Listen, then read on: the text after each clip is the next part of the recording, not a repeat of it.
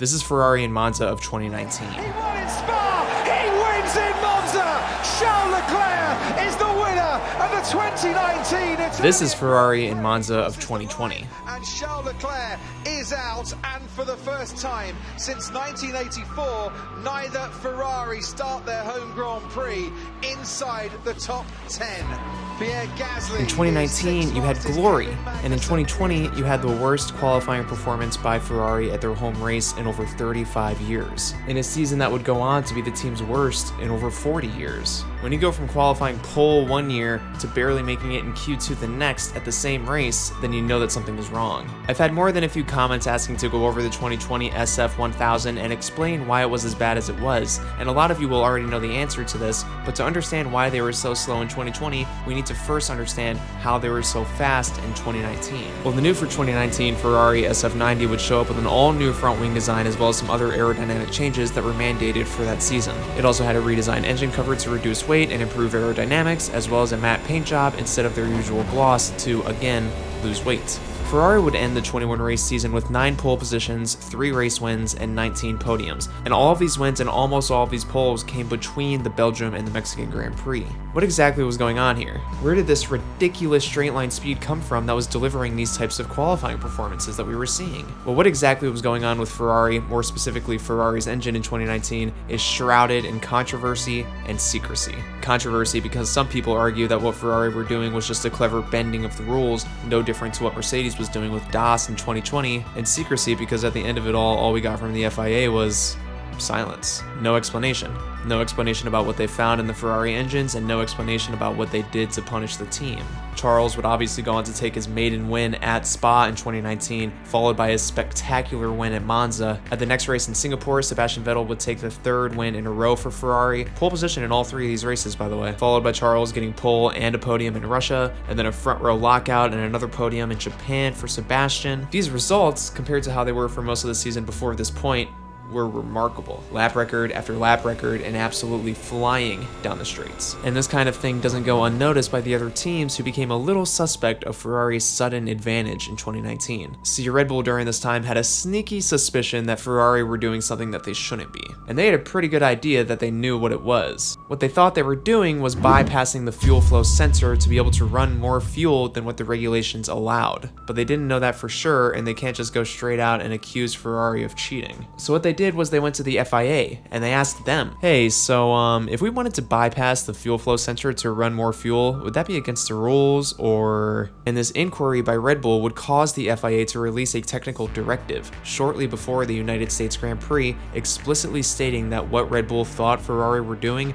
would be illegal and would not be allowed. And lo and behold, Ferrari would fail to win another race or get another pole position for the rest of the season. 6 back-to-back poles and 1 technical directive later, and all of that pace is gone.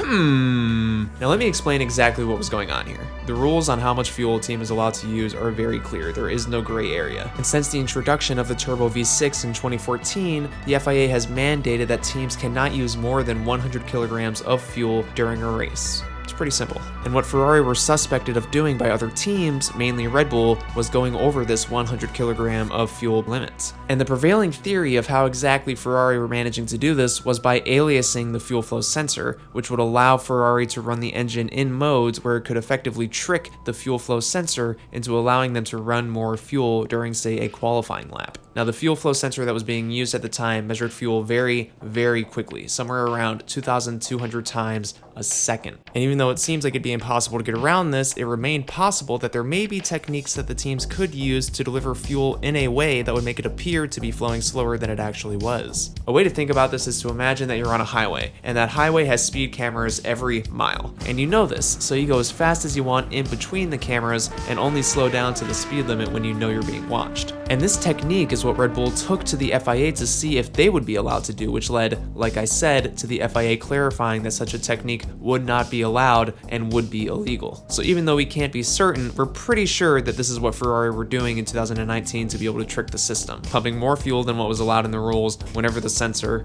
wasn't sensing.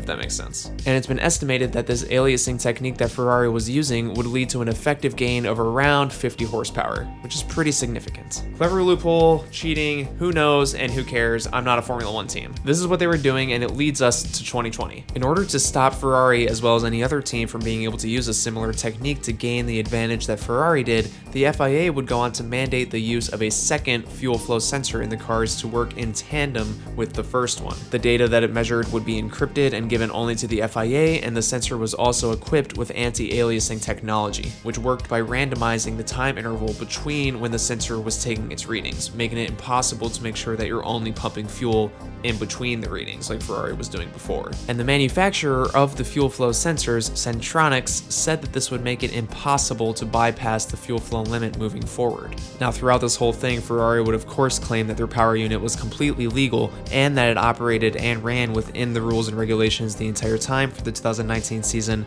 I'm not here to argue that, I'm just telling you the facts. Now, the Ferrari SF1000 is exactly what you get when you build a car expecting a powerful engine, but you get a shitty one. And Ferrari would go on to blame the bad performance of the SF1000 on bad aero, which isn't entirely wrong, but the reason the car was as unstable as it was in 2020 was because they had to cut back so heavily in the aero department, because they were so down on power after the FIA clipped their wings. And funny enough, the scandal is a big part of the reason why we had such a dominant Mercedes in 2020. Because while Ferrari was taking back-to-back poles as well as numerous race wins, the race was on at Mercedes to be able to claw back any power deficit that they thought they had. So they came out with an incredible package in 2020 because they were prepared to fight a fast Ferrari that no longer existed. And obviously from late 2020 on, Ferrari was a disaster. They would come 6th in the championship, scoring only 131 points in 2020, their worst performance in over 40 years. And this is probably the most straightforward episode on a bad car that I've made so far. They built their entire car and their entire package around an illegal engine. Illegal. And when they didn't have that engine anymore, the house of cards just fell apart. And it would take more than a few years until Ferrari managed to build their power back up after being taken to the slaughter, not being able to regularly fight for race wins or pole positions all the way up until the big change in 2022. Ferrari tried to be clever and beat the system, and unfortunately just ended up costing them more than they could ever imagine.